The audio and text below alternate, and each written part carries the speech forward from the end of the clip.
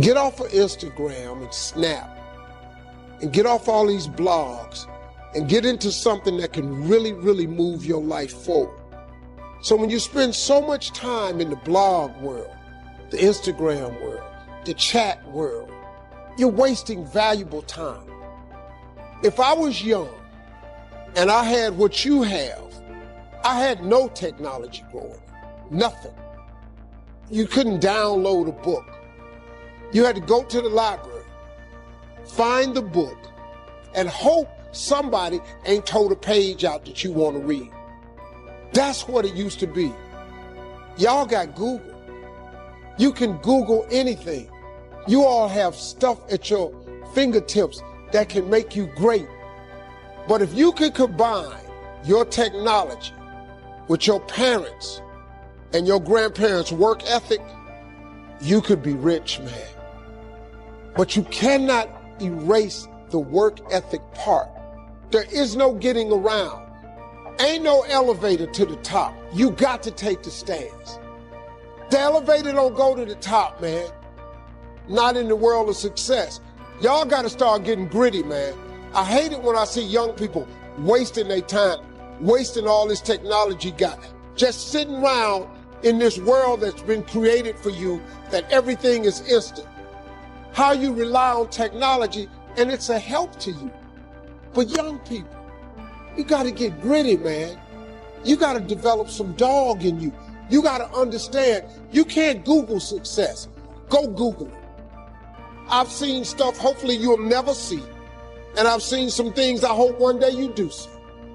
But go Google exposure. It ain't gonna take you nowhere. I've been around the world, man. I have a life of convenience now. But in order to get the life of convenience, you gotta have a very uncomfortable life. You got to get comfortable being uncomfortable. Stop trying to do everything the short way. Stop trying to figure out the easy way. I got news for you, man. It's not happening, young people. You got to get messed up sometime. You got to get dirty. You got to get your feelings hurt. You got to get disappointed. You got to get told no. But at least then, when I see somebody trying and I tell them no, I try to at least give them something else. See, I'm not going to hand you a fish sandwich. I'll teach you how to fish. See, most people want it easy. See, if you easy come, easy what? Easy go. I was hoping that circumstances outside would change. Then here's what I found out. It isn't going to change. So then my question was, if it isn't going to change, how will my life ever change? And here's what my teacher taught me. When you change, everything will change for you.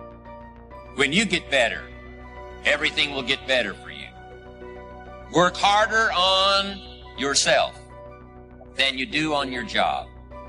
See if you can find some ways to multiply your value to the market. And he said your income will immediately start to change. You don't have to change the economy.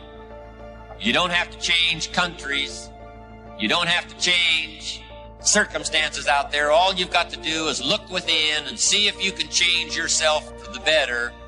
And as you change, things will start to change for you. The real problem, which, by the way, no one ever talks about, is that everywhere we look at society, we celebrate victimhood. We are no longer celebrating people who put in the work. We are no longer celebrating people who overcome. Instead, we are celebrating people who have the saddest story, who suffered the most. Well, let me tell you something, guys. You can compete for that your entire life and nobody's going to bring you a thing except a couple likes and a couple comments that people don't mean. The real winners are still and always will be the people who aren't immune from obstacles, but instead see obstacles as an opportunity to get better. They see this as the path to winning, and they are right. The only people that are going to win are going to be the people who recognize the opportunity to improve when they get punched in the face, which happens to all of us. So if that's you, if you're sitting there at home and you're posting sad story after sad story after sad story, realize that that's all you're ever going to have. And I would suggest that instead of seeing life through the perspective of who's going to be the biggest winner of the losers, start being who's going to be the biggest winner. There's nobility in that. There is nobility in overcoming hardship. There is nobility in overcoming obstacles. There's nobility in creating a story that other people are inspired by. You know why? Because it shows people what's possible. It shows people who are coming after you in this life what they can achieve. Our obligation to this planet is to make people behind us better. Do more. Let me explain what I mean by do more. I remember I was in an office. I was brand spanking new. It's 2002, 2003. And Saturdays, we were all young, and there was a bunch of pretty girls in the office. And everybody Saturday night wanted to go to Dublin's. Everybody wanted to go clubbing Saturday night. And I was in the office. 5 o'clock, everyone's leaving. 6, 2 people left. 7, I'm staying. No one's there. 8, I'm staying. 9, I'm staying. 10, I'm staying. Everyone's gone. 11, I'm staying. By that time, I'm so wiped out, I'm not going to the club. I'm going home, reading a book, going to sleep. Boring to you, right? It's boring to you, right? Now, fast forward and ask me what places I've partied and have had fun with. You won't even believe half the stories if I told you. You would say there's no way in the world you've partied with prime ministers and governors and senators and billionaires and all this other stuff, because I didn't want to just get too excited about Dublin's. There was a time it was exciting to me. Again, how big is your purpose? How long will you put your activity with the efforts? And then does it match the standard of behavior that you want to put up? So do more. If a person leaves at 6, you leave at 8. If a person makes 100 calls a day, you make 200 calls a day. If somebody practices 3 hours, you practice 5 hours. If somebody practices 6 hours, you practice 8 hours. If someone reads 2 books, you read 4 books. Just do a little bit more. Do a little bit more. Subscribe to the now mentality. Subscribe to the now mentality. We'll call them tomorrow. We'll call them now. Well, what are we going to wait till tomorrow? Call them right now. What are you talking about? Just call them right now. Do it now mentality. Work ethic is a part of it. Now. Do it now. Not tomorrow. Now. Now. Okay? Procrastinate tomorrow, next day, 3 hours, 5 hours. Let's do it right now. Don't fall for the work smart only concept. 4-hour work week is work smart. I get it.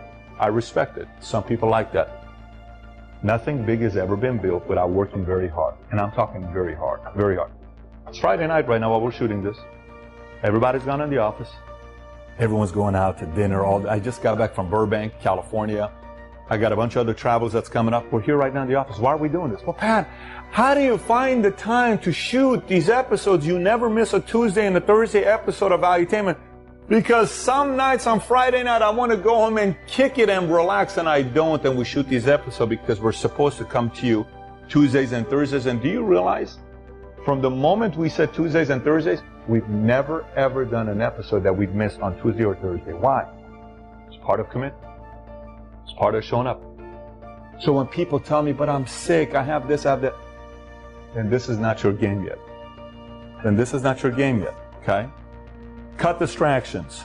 Cut distractions, very simple. You got to cut distractions. You're still going to have some distractions in your life, but you got to cut the distractions that you can cut. Absolute focus. Absolute focus. This is tiring. You got to train your mind to be focused. It's a muscle. You got to train your mind to be focused. You can do it. So when people tell me all these rhetoric, I need to take this medicine, I need to take that medicine, stop. You're looking for an out. Stop making excuses that you can't stay focused. Practice it. It's a muscle. Stay focused. Have a to-do list. Work ethic has to do with to-do list. What needs to get done next? Eat right. Work ethic requires energy for you to be able to last a long time, stamina, efficiency, for you to be able to go and you're not getting tired by 4 o'clock if you eat right. Cut the fat. Similar to cut the distractions, but cut the fat. There's a lot of fat. It's work you don't need to do. It's work that somebody else can do. It's work that makes you feel excited that you got stuff done. Not necessary. Didn't grow your business. You just want to go home saying you worked hard, but you didn't get nothing done. There are days that you work and you go home and say, what happened today to my business? How did the value of my business increase today? It didn't. But I feel like I worked 10 hours. This one guy told me, I'm at the office every damn day, Patrick. He's screaming in my face. You're telling me I don't work that hard. How the hell can you be at the office 60 hours a week and in a month you only sell 4 of them? You tell me how. Tell me. You're telling me you're working hard. What do you mean you're working hard? You ain't working hard. Just because you're at the office doesn't mean you're working hard. Man, cut the fat. Turn off the Facebook. Turn off Snapchat. You're not focused. You need to cut the fat. Get smarter. More talented. I want you to get more talented. That's very tricky. That's unbelievably ideological advice. If I said, look, 2 extra hours of work actually has an impact on your success if that's what you're trying to achieve, that's practical. You don't have to, but it's controllable. Work ethic is controllable. Being born with talent is not. Getting things is not going to make you happy. That's good news in a tough economy. It's a good reminder. You know, it doesn't matter what you get. It doesn't matter whether it be money or opportunity. All those things might excite you for the moment. You know, even a relationship, as magnificent it may be, might be exciting for a while. But if you don't keep growing, that relationship isn't going to stay exciting. So the secret to real happiness is progress. Progress equals happiness. And if we can make progress on a regular basis, we feel alive. And that's why at the beginning of the year, we get this thing like, okay, I can have this fresh start. I could really do what my soul desires. I could expand. I could grow. I could improve. I could change. Or maybe better than change, I could progress. See, think about that. Progress is an aliveness to it, doesn't it? You don't have to work at changing. People say all the time now, well, I'm working on changing. Don't worry about it. Change is automatic. Your body's going to change whether you want it or not as the years go by. And no matter how hard you work, there's going to be some changes going on there. The economy is going to change no matter what you want it to do. The weather is going to change. Relationships are going to change. Everything in life is always changing. We don't have to work on change. Change is automatic, but progress is not.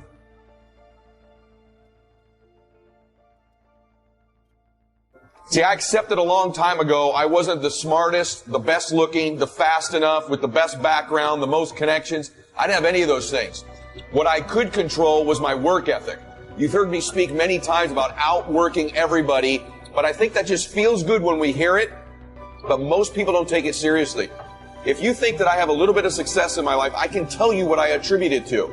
Yes, self-confidence, yes, mindset, visualization, goals, all the things I talk about all the time. Listening skills, influence, energy transfer, how to be happier, all of that stuff applies. When you get to winning, for me, it's come down to maxing out. And what maxing out means is you do one more at least than you think you're capable of. So when you're done, whatever you're doing, whether it's at the gym or phone calls or meetings or in sports, one more shot, one more throw, one more swing of the golf club or the baseball bat, the separator is for the winners, they do one more. I'm addicted to one more. And so I want your mantra going forward to be one more. What does that look like if we're working out? That means when we're in the gym, I never finish at 45. I always go one more minute, 46.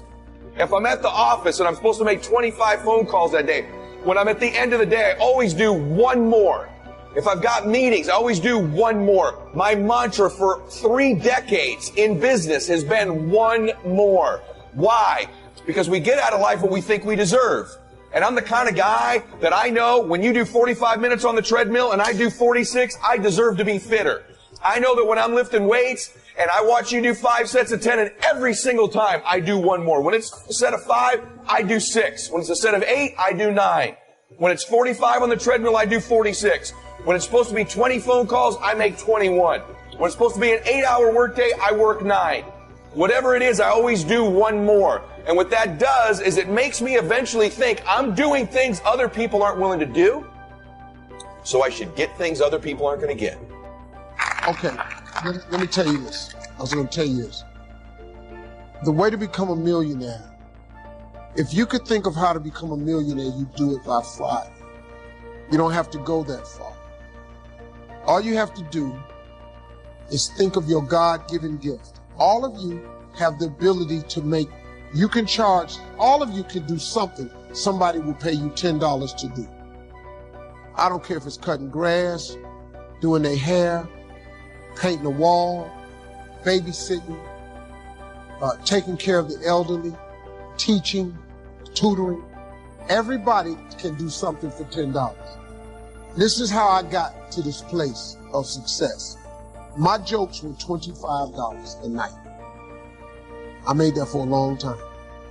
Whatever you do to make $10, this gift that God has given you at birth, because God never created a soul He didn't give a gift to. All of you have one. All of you have one. I don't care if it's frying chicken. Some of you fry chicken better than anybody else, bake pie, do hair, something. Do whatever it is for $10. After you make the $10, I want you to do it 10 more times. You'll now have $100. After you make $100, whatever you did to make the $100, that $10 idea, I want you to do it 10 more times. You're going to have $1,000. Now, it's going to get a little more difficult, but after you make $1,000, whatever you did to make the $1,000, I want you to do it 10 more times. You now have $10,000. Now we got to focus on it.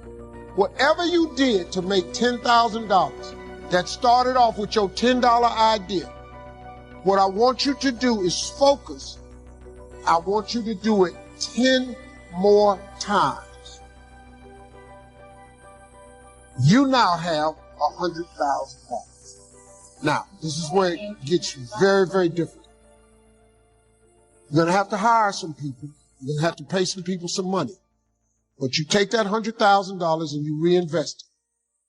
And what I want you to do is whatever you did to make the $10 that you did 100 times that turned into $100,000, all I want you to do is take that same idea.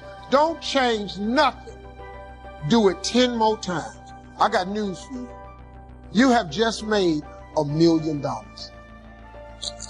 And all it was a $10 idea. You do not have to complicate this thing. You don't need an education to do this. You just need the principles of success. I'm telling you, man, I took these $25 jokes and I turned them into a lifestyle. You can take this God-given gift that He gave you and stop thinking of how to make $1 million. Just go make $10 and do everything 10 times as hard. Now, it's going to be hard. Understand that. It's going to be very hard.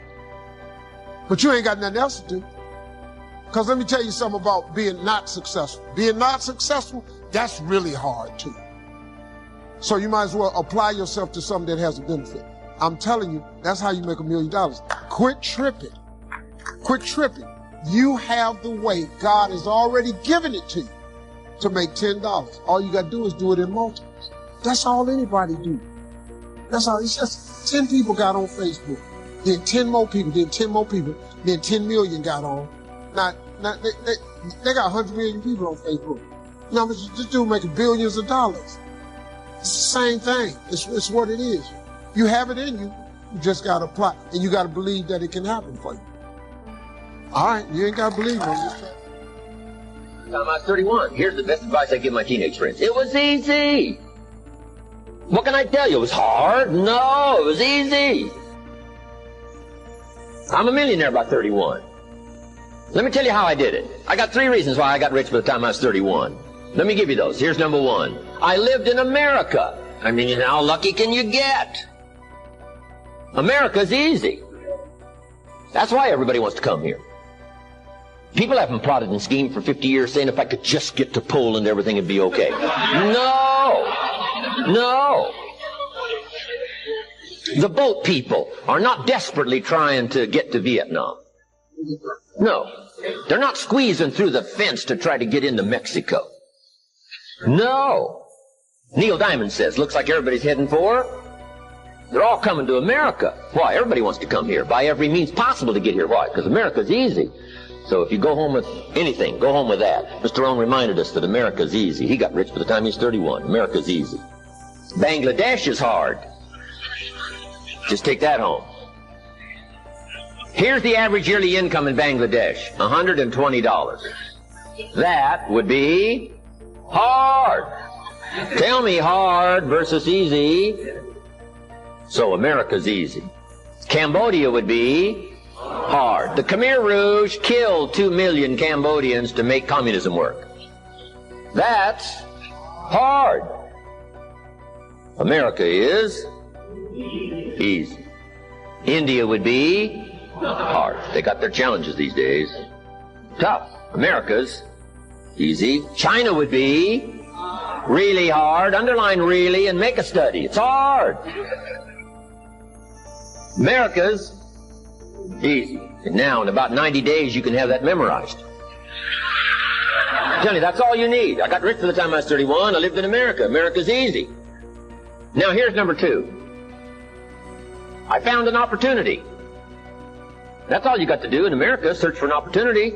Take the first one, right, try it. If that isn't it, leads to another. One door closes, another door opens. This is what's exciting about America. It's full of opportunity. A chance to try, and then what? Try again, and then what? Try again, never run out of opportunity to try. See if you can't better your life and your health and your future and your bank account and your income. Make your fortune here. I lived in America, number 1, found an opportunity, number 3. Number 2, here's number 3. I found a teacher. What a grand and glorious, unique thing that was for me at that time in my life. I found a teacher willing to teach me. And his teaching came in 2 parts. Here's what it was, very simple. Number 1, Mr. Rohn, you have evidently messed up between ages 19 and 25. Now, I could understand that. But he didn't leave me there. He said, now here's the answers on how to change it all, the next 6 years, so that the next 6 years won't be like the last 6. What an incredible teacher. Taught me how to have a whole brand new 6 years. First 6, what? I messed up. Second 6, what? I got it right. Second 6 years, I became a millionaire. During that second 6 years, the government was about the same. I'm telling you. Interest rates were about what? The same. The pay scale was about what? The same. Lord knows my negative relatives were the same. Circumstances were about the same. The economy was about the same. The unions and their philosophy was about the same. What was going on around me was about the same. Then how come I got rich that second 6 years? I was not the same. I changed.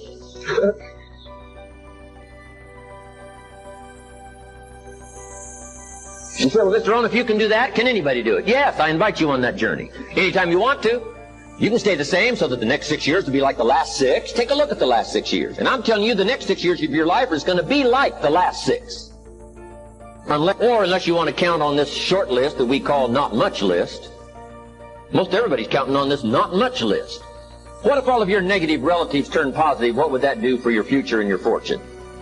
What? Not much. Not much. What if prices came down a little? What will that do for your future? I'm telling you, not much. If the economy gets a little better, what will that do? Not much. Now that the Democrats are in power, what's that going to do for your future? Not much. We could get a good debate going here. If the Republicans would have stayed in power, what would that have done? Not much. Hey, we could get a good debate going here. I'm telling you, it's a not much list. If you don't make plans of your own, guess what? You'll probably always fit into someone else's plans. Guess what someone else may have planned for you?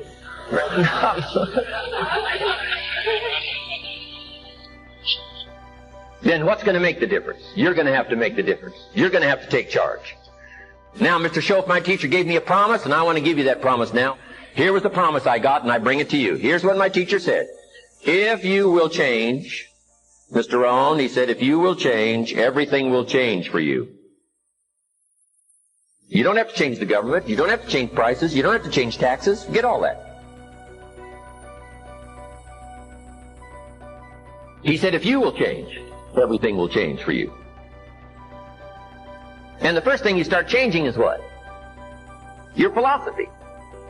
You start changing your mind. You start changing how you think. You start picking up new ideas and information. Gather new knowledge. Make better decisions about what's valuable. And I'm telling you, if you'll do that, your whole life will change. Your health will change.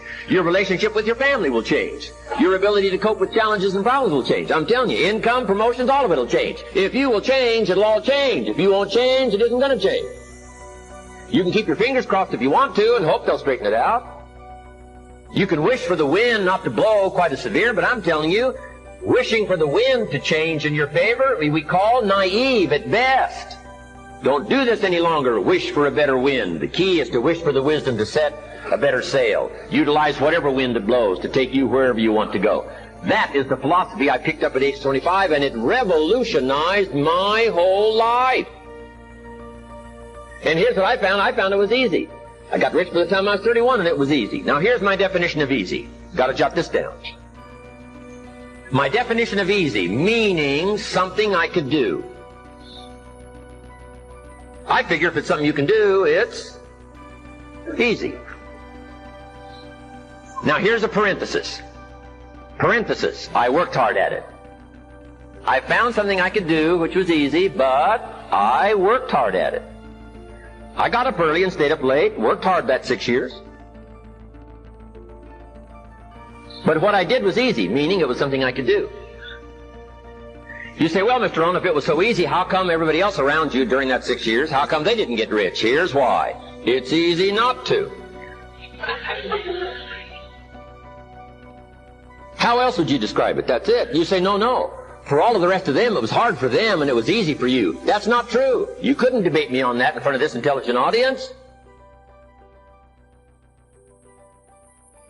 But here's the challenge. Let me give it to you in a philosophical phrase. I tend to be a little philosophical. Here it is. The things that are easy to do are also easy not to do. That's the difference between success and failure.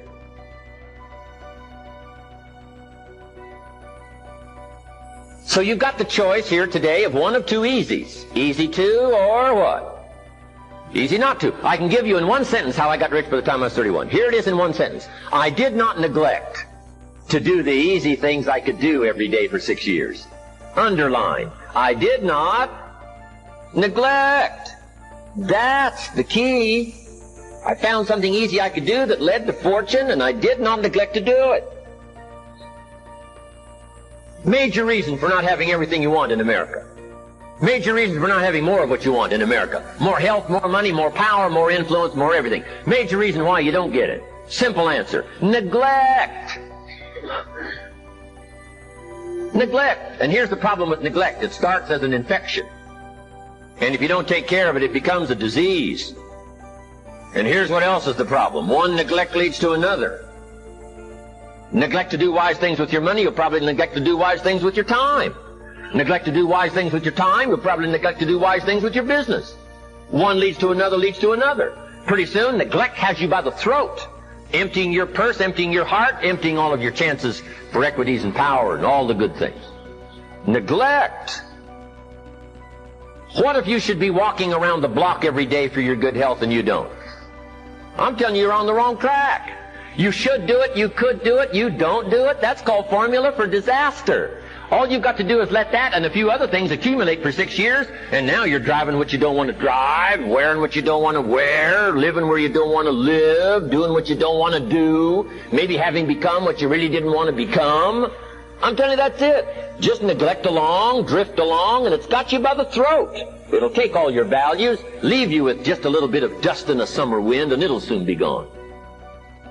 I hope I said that well. That's it. It's where I found myself at age 25 until my teacher came along and said, Mr. Rohn, up till now you've messed up. Let's see if we can't clean that up, change it all. I did. Changed my life. Not just the money, all the rest of the values that came pouring in. When I understood that it was me.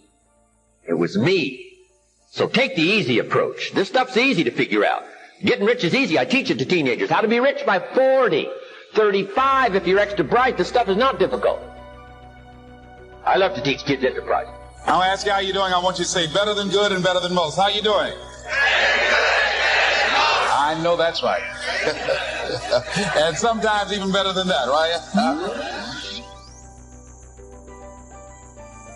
Earl Nightingale had a saying I liked. He said, all of us are self-made, but only the successful will admit it. Now I want you to repeat after me, please. We got to recondition our minds first. Let us say together, good things that's supposed to happen to me. Yeah, write that down. I want you to say that to yourself every day. See, we live in a world where we believe that bad things are supposed to happen to us. And let me tell you something, ladies and gentlemen. It's very important that we begin to learn how to create wealth. I'm not talking about loving money. See, I believe the lack of money is the root of all evil. People will steal for money. People are killed for money. People go to jail for money. Every time the unemployment goes up, in those areas where the unemployment is high, that's where you have the highest incidence of crime and violence. Whenever the unemployment goes up 1% in our community, 10,000 children and women are battered. Money makes a difference in your life. I never wanted to be rich. All I've ever wanted to do was to be comfortable. How many of you ever wanted to be comfortable? Raise your hand. Then I realized in order to be comfortable, you got to be rich.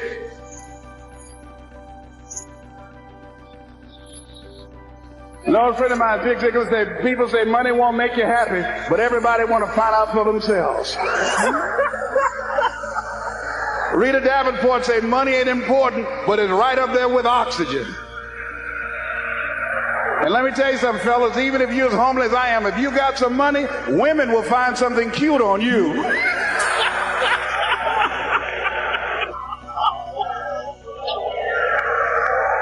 He got earlobes like Denzel, honey. Money makes a difference.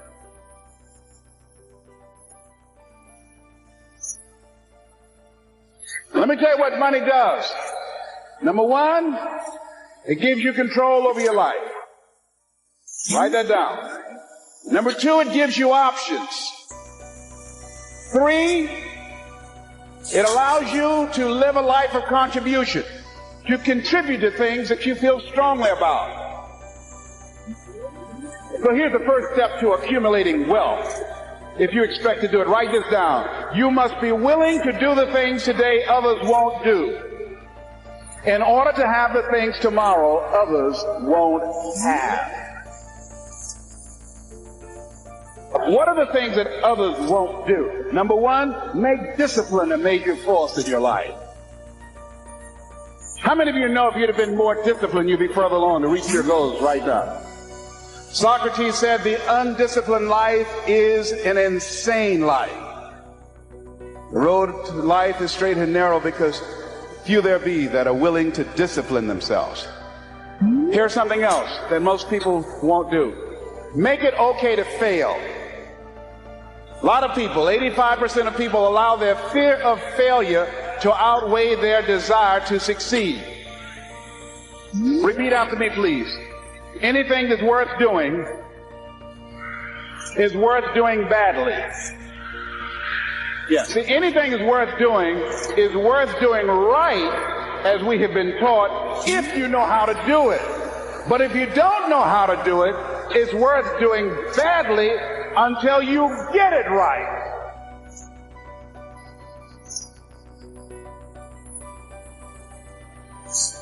Now write this down. You don't have to be great to get started, but you have to get started to be great.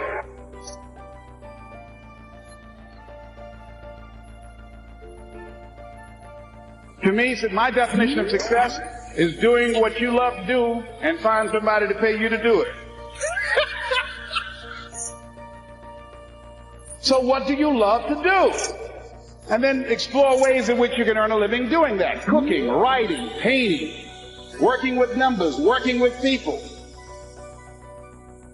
But the other thing that's important, faith to act on whatever your dream is. See, when you make a commitment, I'm going to become wealthy, when you make it important, when you decide I'm going to do it no matter what,